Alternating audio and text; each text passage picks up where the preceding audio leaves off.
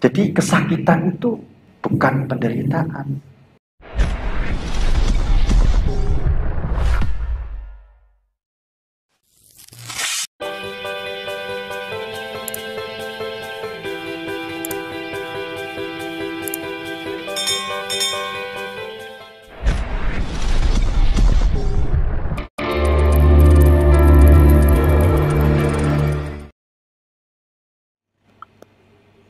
Terbukalah pintu tanpa kematian. Terbebaslah mereka yang mendengar dan memiliki keyakinan. Namo Sang Hyang Adi Budaya, Namo Buddhaya. Namo Buddhaya.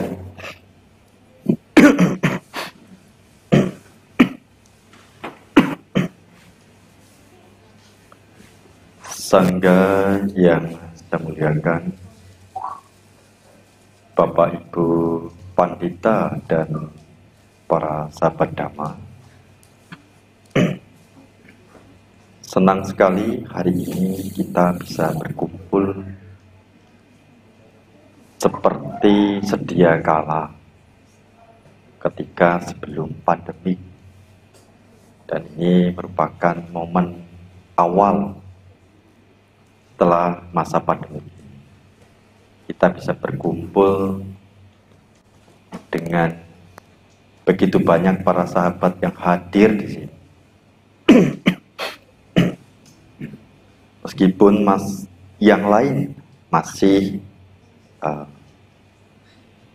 memiliki kecemasan akan keadaan pandemi yang memang belum total berhenti dan memang tidak akan pernah bisa total berhenti. Pandeminya akan terus ada. Maka yang harus berhenti adalah kecemasan kita, ketakutan kita, kekhawatiran kita. Yang harus berhenti adalah pola-pola hidup yang tidak sehat untuk kembali pada hidup yang sehat, karena hidup kita terus berjalan, gak berhenti juga.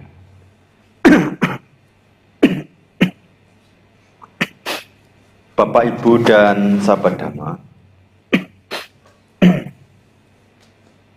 ada manusia, bahkan para makhluk yang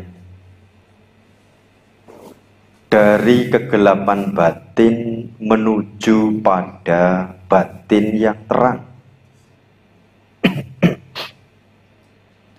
Dari batin yang gelap menuju batin yang gelap. Dari batin yang terang menuju gelap, dan dari batin yang terang menuju terang. Dan ini saya yakin sekali juga dialami oleh kita sendiri. Oleh kita sendiri. Ketika batin dari gelap menuju gelap, dari terang menuju gelap, karena tidak memahami bahwa dari gelap itu ada terang, dari terang itu ada gelap. Tapi bagi mereka yang sudah memahami bahwa ketika ada gelap pasti ada terang, ketika ada terang pasti ada gelap, seperti halnya dengan siang dan malam. Demikian juga ada duka dan ada bahagia. Ada bahagia juga ada duka. Nah, ini topik yang akan saya bagikan pada kesempatan kali ini.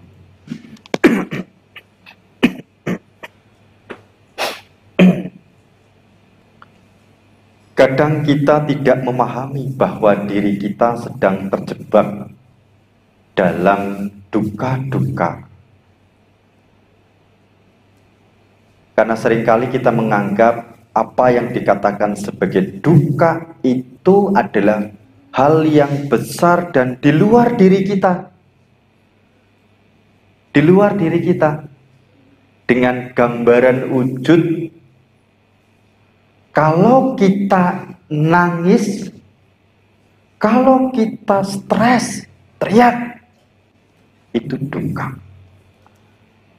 Atau melihat orang yang bergabung, ada sanak keluarga yang meninggal, kita selalu berpikir duka, duka, duka. Nah, dalam kesempatan ini bertepatan dengan peringatan Asada, saat purnama itulah, purnama di bulan Asala itu, Buddha menyampaikan tentang kebenaran ini.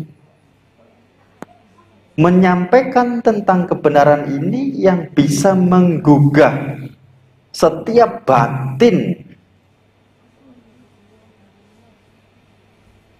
Menggugah setiap batin untuk sadar, terbangun, dan memahami. Namun bagi mereka yang tadi mendengar dan memiliki keyakinan, seperti halnya saat ini, ketika Anda tidak mendengar dengan keyakinan, saya yakin sekali, saya yang yakin, gitu ya. Ketika Anda tidak mendengar dengan penuh keyakinan, saat ini misalnya, saya yang yakin sekali malah, batin Anda keluar. Batin Anda tidak di sini. Perhatian Anda tidak dengan apa yang saya sampaikan, dengan acara yang ada di sini. Betul. Nah, maka hanya dikatakan oleh Buddha, mereka yang mendengar, artinya yang punya pengetahuan dan keyakinan, yang akan bebas dari penderitaan, bebas dari duka. Apa sebenarnya duka itu? Ini kita akan coba pahami, bagaimana yang telah tadi kita sama-sama daraskan. Sama-sama daraskan. Duka ini penting ya. Tadi saya katakan banyak sekali pemahaman tentang duka itu menganggap sesuatu yang besar, yang di luar diri kita. Duka itu dari dua kata, duk dan ka. Duka. Du ini sulit, sulit, duk, sulit.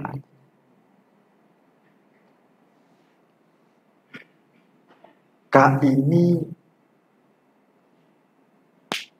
menahan, tidak mampu, atau menerima. Saya menggunakan istilah memahami. Jadi duka itu sebenarnya adalah sulit memahami. Karena sulit memahami, ia kemudian menjadi tidak puas. Ia kemudian menjadi menolak apa yang ada. Memahami seperti apa sebenarnya? Kalau dalam definisi tentang duka itu, memahami tentang kelahiran, memahami, sebenarnya lebih tepatnya memahami konsekuensi dari kelahiran. memahami konsekuensi dari penuaan, memahami konsekuensi dari kesakitan, memahami konsekuensi dari kematian, memahami konsekuensi dari berpisah dengan hal yang menyenangkan, memahami konsekuensi dari bertemu dengan yang tidak menyenangkan, memahami konsekuensi dari kondisi ketika tidak mendapatkan apa yang diharapkan, memahami konsekuensi dari kepemilikan, keberadaan, kemunculan dari badan dan batin. Badan dan batin. Kelekatan akan 5 kelompok kehidupan. Nah, ketidakmampuan memahami konsekuensi inilah sebenarnya yang menimbulkan berbagai macam penolakan, menimbulkan berbagai macam cengkeraman dan ketegangan batin.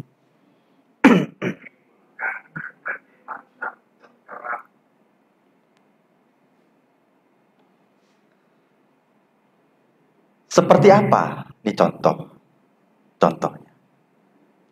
Saat ini ketika Anda, kita semua, tadi saya katakan konsekuensi dari kelahiran. Apa sih konsekuensi dari kelahiran? Proses siklus kehidupan.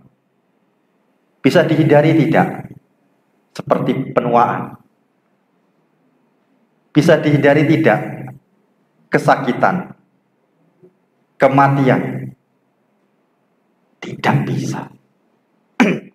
Bagi kita yang masih memiliki kekotoran batin menyenangi hal-hal yang nikmat dari kekotoran batin itu, kita tidak mampu untuk terhindar darinya. Seperti yang saat ini kita sedang alami. Maka bukan salah kelahirannya, bukan salah usia tua. Usia tua penderitaan, bukan siapa bilang banyak orang tua yang hidupnya bahagia kok. Ya kan? Banyak orang tua yang hidupnya itu bahagia. Tidak didominasi oleh penderitaan. Kesakitan. Banyak yang orang sakit tapi batinnya tidak sakit kok. Tenang. Meskipun ia sakit secara fisik, batinnya bahagia.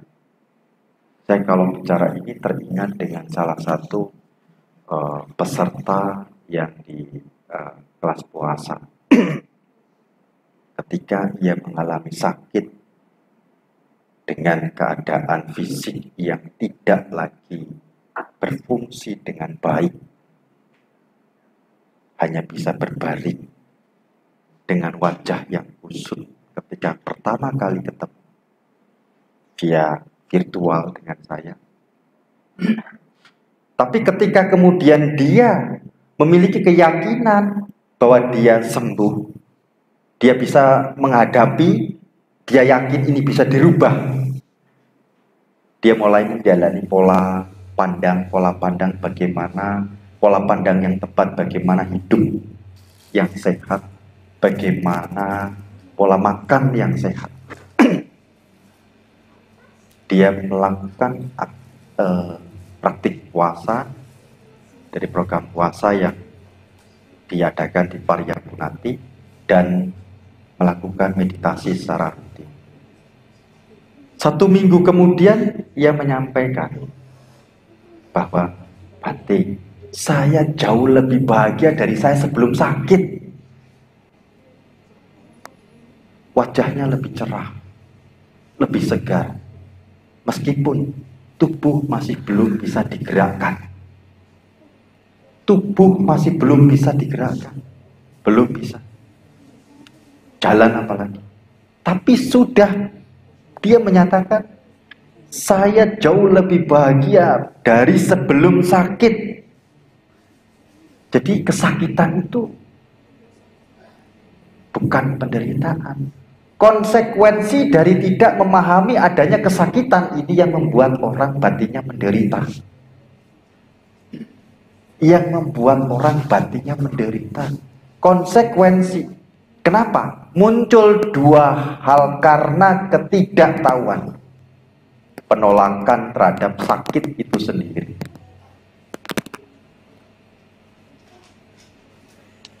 Mencengkram dengan kuat keadaan yang menyenangkan, yang sehat, yang dulu pernah dirasakan.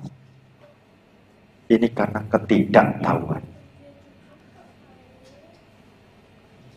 Maka kalau dalam praktik akan pemahaman tentang duka ini, dalam 4 berbulan ini, dalam praktik menghadirkan perhatian atau satipatthana, itu lebih katakan bahwa keadaan batin kita harus punya kualitas yang namanya Vinaya Loke Abhijan Brahmanas. Bebas dari cengkeraman dan penolakan kesenangan dunia.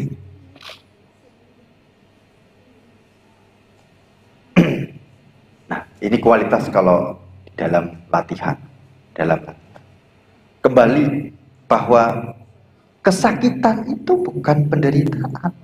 Kesakitan adalah penderitaan karena ia tidak mampu memahami akan konsekuensi yang ada, yang terjadi.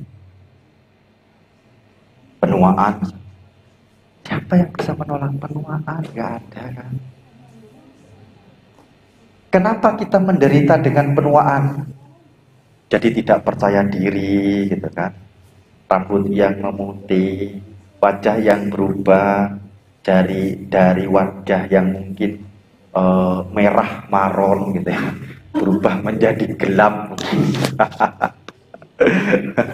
atau dari wajah yang indah, kulit yang indah, tubuh yang bagus, keadaan fisik yang masih produktif, indria yang masih produktif. Penuaan punya karakteristik semuanya melemah dan berubah. Semua menjadi tidak produktif.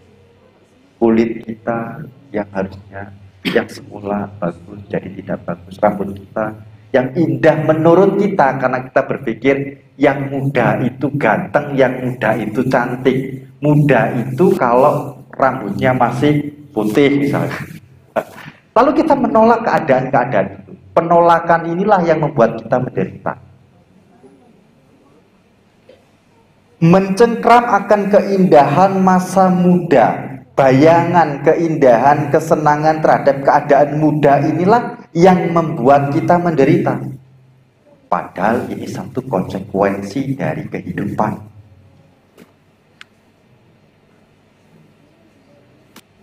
Saat ini ketika Anda mengalami pegal pada kaki Anda, pegal pada kaki Anda, lalu tadi dikatakan bertemu dengan keadaan yang tidak menyenangkan. Ini sesuatu yang sangat wajar. Kesakitan hal yang wajar.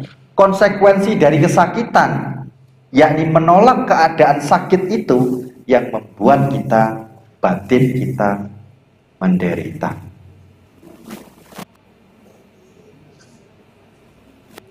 Kita ingin mempertahankan hal yang menyenangkan pada kaki kita yang tidak pegal dan sebagainya. Itulah yang membuat kita menderita. Bagi mereka yang sudah mengikuti latihan dalam jangka panjang, sudah bisa merasakan betul-betul meskipun kaki itu sakit, tapi tetap tenang. dan bisa tahu ada sakit, tahu jelas ini sakit. Batin tenang. Meski kadang-kadang punya limit waktu, kemampuan batin ini untuk memahami dan menerima. 1 menit awal oke, gitu ya. 1,5 menit kemudian mulai terganggu batinnya. Masuk 0,5 menit kemudian lagi 2 menit, masuk 2 menit mulai ada ketegangan. Aduh, kok gak enak kayak tadi. Itu mulai mencengkram apa yang enak, menolak apa yang ada ketika itu. Disitulah mulai ada kegelisahan, kecemasan muncul, terus ketidaksukaan, kemarahan muncul. Sudah meditasinya mulai bergoyang sana, goyang sini, goyang sana, goyang sini, gitu ya. Dan ini hal yang natural, hal yang sangat alami sekali, hal yang sangat alami. Bertemu dengan keadaan-keadaan yang tidak menyenangkan ketika kita tidak mampu membebaskan darinya, kita akan menderita. Kita menolak keadaan itu, nggak bisa. Yang bisa kita lakukan memahami dan menerima. Oh iya, ini sedang terjadi. Oh iya, ini telah terjadi. Oh ini ada sakit. Oh ini ada. Oh ini begini. Mengapa cara kita memperlakukannya seperti itu? Karena memahami sifat alami dari keberadaan apapun itu yang kita sebut sebagai kehidupan, yakni berubah.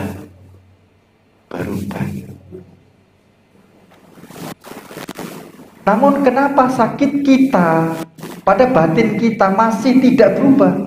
Ya karena kita mencengkeram terus, tidak mau melepas. Mencengkeram terus, tidak mau melepas. Apakah ini saya mengalami sendiri? Tidak. Ini hal yang juga memang wajar bagi kita yang memang masih memiliki kerapuhan, kekotoran batin. Jadi nggak sendiri juga. Nggak sendiri juga. Dengan kejadian misalkan apa yang kemarin terjadi. Misalkan kemarin ada kejadian tidak menyenangkan. Ya, lalu kita saat ini masih tercengkram dengan keadaan itu. Aduh, kemarin itu harusnya nggak begini, harusnya begini. Kemarin mestinya seperti ini, nggak begitu. Menderita, kejadiannya sudah kemarin, menderitanya sampai sekarang, bahkan mungkin sudah berbulan-bulan, bertahun-tahun, tapi masih sekarang penderitaannya sama, karena masih melekat dengan masa lalu itu, mencengkram akan hal itu, dan dia menolak keadaan yang terjadi, yang ada pada saat ini, dan menolak keadaan konsekuensi dari apa yang terjadi. Ini yang membuat kita terus-terus menderita. Namun ketika kita mulai belajar Dhamma, memahami 4 kebenaran mulia, mulai belajar untuk bagaimana melatih batin kita akan hal itu, mulai, oh kemarin ada kejadian yang tidak menyenangkan, ya mungkin saat itu aja kita masih, batinnya ini masih pegang, aduh harusnya tadi gitu. Tapi kemudian kita bisa melepas, sudahlah, udah terjadi, ya semua apa lagi. Besok nanti ketika ada momen yang seperti itu akan saya beginikan, akan saya begitukan. Ya momen sudah terjadi, sudah. Pemahaman ini muncul, oh sudah terjadi. Ya sudahlah. Itu sudah mulai muncul yang namanya pemahaman tentang duka. Dia mulai memahami. Gak sulit lagi untuk menerima keadaan yang sudah terjadi itu. Gak sulit lagi untuk memahami apa yang saat itu sedang terjadi. Gak sulit lagi. Mungkin bertahan sampai tengah hari, mungkin bertahan sampai malam hari, tapi esoknya sudah biasa lagi. Ketemu orang-orangnya, ya sudah happy lagi, sudah bahagia lagi, tidak ada lagi kejengkelan, tidak ada lagi. Semakin belajar, semakin berlatih, waktunya semakin pendek lagi. Ketidakmampuan memahaminya semakin pendek terhadap hal-hal yang tidak menyenangkan itu, yang tidak sesuai dengan apa yang diharapkan, semakin pendek lagi. Yang mungkin 1 hari kemudian menjadi setengah hari, menjadi 4 jam, menjadi 3 jam, menjadi 1 jam. Mungkin saat itu terjadi, ya duduk setengah jam sudah selesai semua, batin sudah beres. Batin sudah beres. Nah, bagaimana cara kita dan mengapa kita melakukan hal seperti ini? Karena tadi dikatakan jelas sekali di dalam Dhammacakka, duka itu bukan ditinggalkan, duka itu bukan dihindari, bukan ditolak, tapi dipahami. Dipahami. Yang ditinggalkan bukan dukanya. Oh, sudah terjadi dan memang terjadi dan memang seperti itu. Yang ditinggalkan keinginan terhadap penolakan akan hal itu. Keinginan akan mencengkeram keadaan itu. Ini yang harus ditinggalkan. Ini yang ditinggalkan. Bagaimana caranya? Menghadirkan perhatian penuh. Satipatthana. Satipatthana. Dengan menghadirkan perhatian penuh, ia akan mengarahkan batin kita pada objek itu, memunculkan karakteristik batin yang lain tentang sampajanya. Tahu jelas, oh ya ada. Oh, tahu jelas karakteristiknya. Ya memang muncul dalamnya. Ya sudah.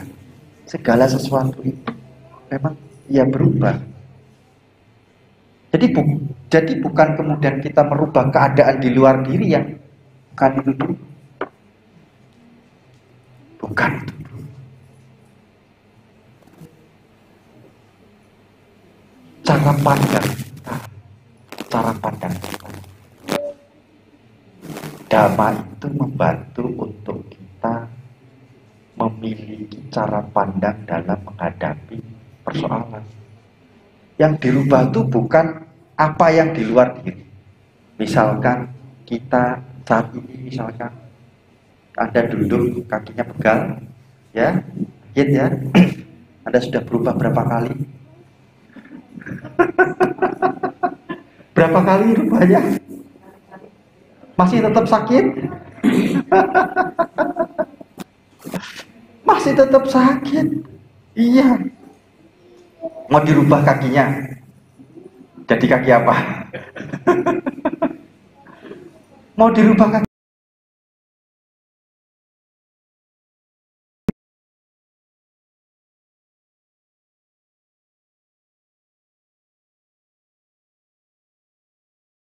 Kita juga berubah. Dan kalau kita melekat pada apa yang hal yang menyenangkan pada kaki meja ini pun, begitu kaki meja ini berubah, kita pun menderita. Aduh, kok rusak. Ya kan? Rusak kaki mejanya. Kemarin bagus, kok sekarang begini. Kok rusak? Menderita juga. Apa yang di luar diri kita padahal. Karena apa? Ketidakmampuan kita memahami perubahan. Namun ketika kita memahami, oh ada pegal, kakinya sudah berubah, ya, pegal tegang, ya direlakan saja, direlakan. Gak kuat, kita tahu, oh ada sakit, ada kesakitan, ya dirubah kakinya, tapi tidak ada lagi kemarahan, paling tidak di situ. Ya dirubah, boleh saja. Tapi gak lagi dengan jengkel, gak lagi dengan marah, gak lagi dengan kesel, gak lagi dengan gelisah, tidak. Dirubah dengan tenang. Semakin lama kita punya kemampuan menghadirkan perhatian itu, semakin tahu jelas, kita semakin mampu merilekkan batin kita, mampu kemudian merilekkan tubuh kita, duduk pun menjadi anteng lebih lama. Itu pemahaman Dhammacakka tadi, kebenaran mulia tadi. Itu bisa Anda praktekkan saat ini juga. Nah, dan ini bisa dipraktekkan dalam berbagai macam bentuk hal persoalan. Karena kebiasaan batin kita itu dua. Menolak dan mencengkeram. Mempertahankan. Menolak dan mempertahankan. Karena ada keinginan. Mengapa? Karena ketidaktahuan akan konsekuensi yang terjadi di sana. Menghasilkan karma-karma yang terus berulang. Terus berulang. Maka dalam duka ada bahagia. Kalau Anda memahami kaki, ada pegang. Anda akan memahami ada bahagia di sana kalau saya mau berlatih tentang 4 kebenaran. Ada kebahagiaan di sana kalau saya memahami Dhamma. Ada kebahagiaan di sana kalau saya mengerti Dhamma. Ada kebahagiaan di sana kalau saya menghadirkan perhatian di sana. Karena saya katakan tadi, ini kebiasaan, maka kita harus melakukan pola kebiasaan juga dalam kita memberikan reaksi menghadapinya. Gitu. Maka latihan dalam Satipatthana itu, ya, meditasi adalah membangun energi kebiasaan dalam kita merespon kondisi-kondisi yang kita hadapi, yang semula dengan keinginan yang kuat akan penolakan dan keinginan mencengkeram atau mempertahankan menjadi tidak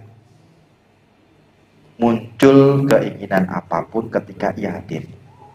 Ada kaki yang cukup tahu, ada kaki sakit cukup tahu, ada kaki sakit. Dan diterima, dipahami ada, diterima, dilepaskan.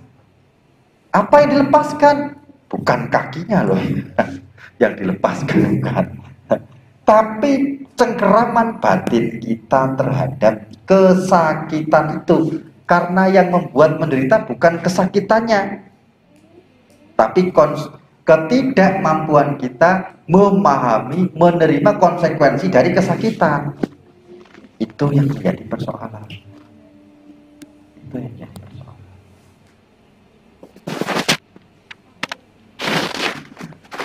Inilah hal yang kita harus pahami ketika kita mengingat kembali tentang peristiwa yang terjadi pada purnama di bulan Asara.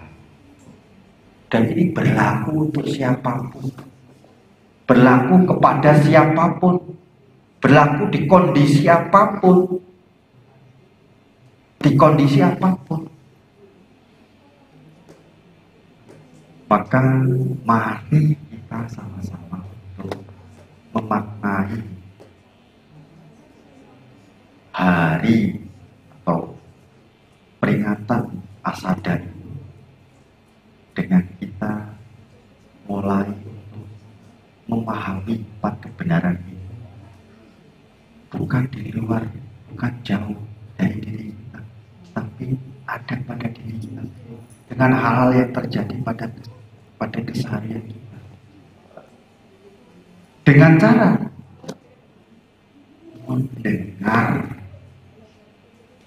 mendengar, artinya belajar agar punya pengetahuan,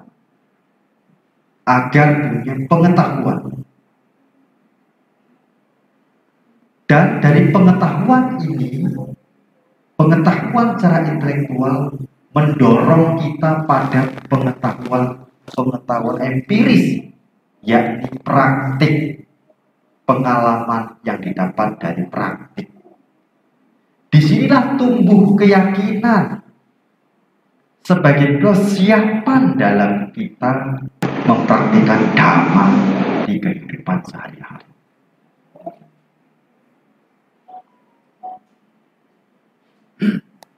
Semoga ini menjadi satu suplemen bagi batin kita semua untuk memaknai kasada tidak sekedar dalam seremoni, tatanan upacara dengan budaya yang memang terus berulang untuk mendapat penghiburan batin saja, tapi pengetahuan tentang dhamma.